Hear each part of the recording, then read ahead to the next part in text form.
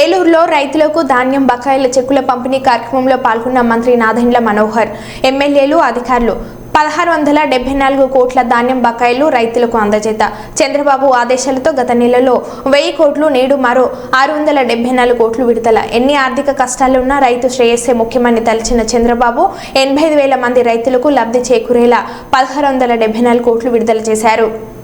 రెడ్డి రవికుమార్ గారు కృష్ణాయపాలెం, అలాగే గారపాటి ప్రభుదాస్ గారు కృష్ణాయపాలెం, కాకర్ల సాయిబాబు గారు కృష్ణాయపాలెం, పుట్టా గణేష్ గారు కృష్ణాయపాలెం, గజ్జెవరపు సూర్యప్రకాష్ గారు కృష్ణాయపాలెం, గరిగబాటి రవిదేశి గారు కృష్ణాయపాలెం.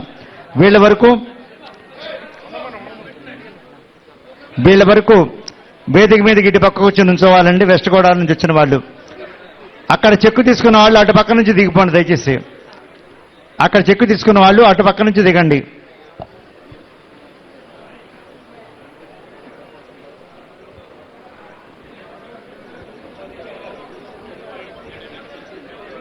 అలాగే vote of thanks by Shrimati P Dhatri Reddy గారు, జాయింట్ కలెక్టర్ ఏలూరు. ఏమంటే అందరూ కూడా కిందకు వచ్చేయండి. చెక్కు తీసుకున్న వాళ్ళకి కిందకు వచ్చేయండి రైతులు.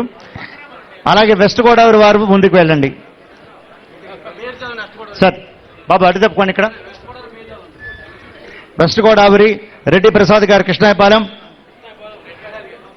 అలాగే విజయరామరాజు గారు జున్నూరు గ్రామం,